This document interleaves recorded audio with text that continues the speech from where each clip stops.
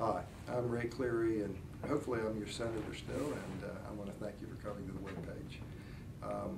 Today I want to talk to you about something that has a concern of mine, and that is the basically growth of debt in government, because you're hearing a lot of different things from a lot of different people, and really where are we at, what is the truth, and what are we as fiscal conservatives, especially I consider myself a fiscal conservative, what are we doing about it?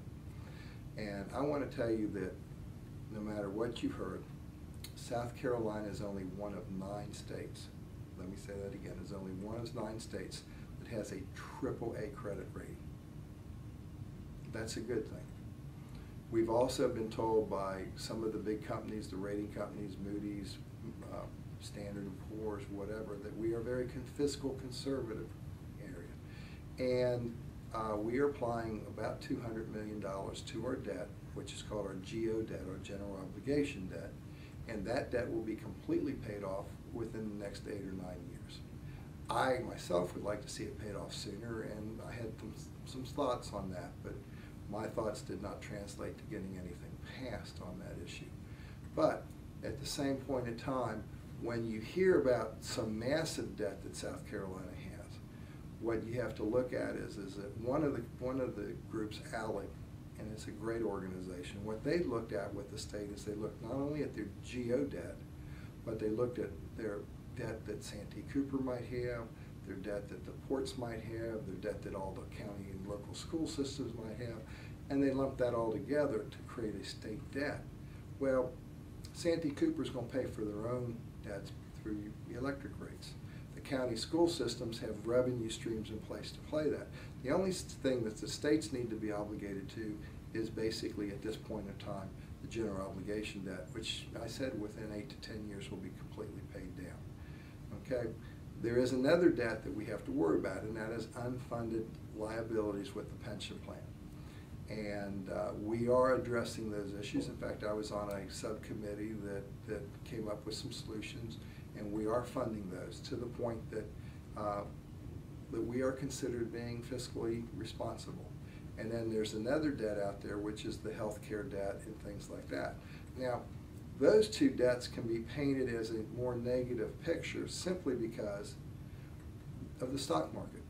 You know, your 401, or at least my 401, might have become a 201 or a 101. So, you know, if we had, let's say, $2 million in that 401, we probably only have $1 million or $750 in it now. So if you take the number right now of what your plan is worth, it's not near as what it was worth a year and a half ago. Now, that will make those numbers look worse. The question is will those numbers stay there, or as the comptroller is doing and the treasurer's doing, is he's investing in the stock market right now because he believes that stock market is going to rebound. So when he buys that bank stock for $4 a share right now, that he believes it's going to be worth $16 to $20 a share, and so instead of an 8% return, he's probably going to get a 24% return in the next year or two. I'm not sure he's right or wrong, but I believe that logic does make some sense. But whether that's true or not true, the question is are we too deep in debt? And the answer is, if we were, we would not have a AAA rating, which only one of 9 states has. And the other aspect is that we are rated very highly by Moody and Poor's. And so at the end of the day, we need to look at that. We need to maybe, like a home, make double payments if we have that possibility.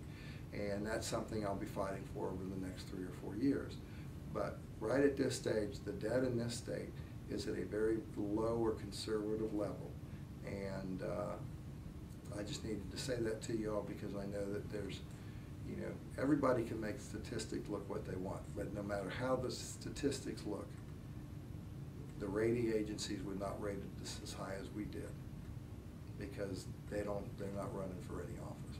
Anyway, again, thank you for visiting this website, and I appreciate you allowing me to talk to you about the debt level.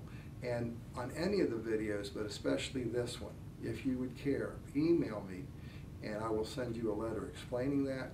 Plus, I will send you a letter explaining and listing all the growth levels that I just did not want to read to you over the thing. But I have those numbers for you, and I'd be more than happy to share those numbers with you by emailing you or mailing you a copy of those. So have a good day, and again, thanks for visiting.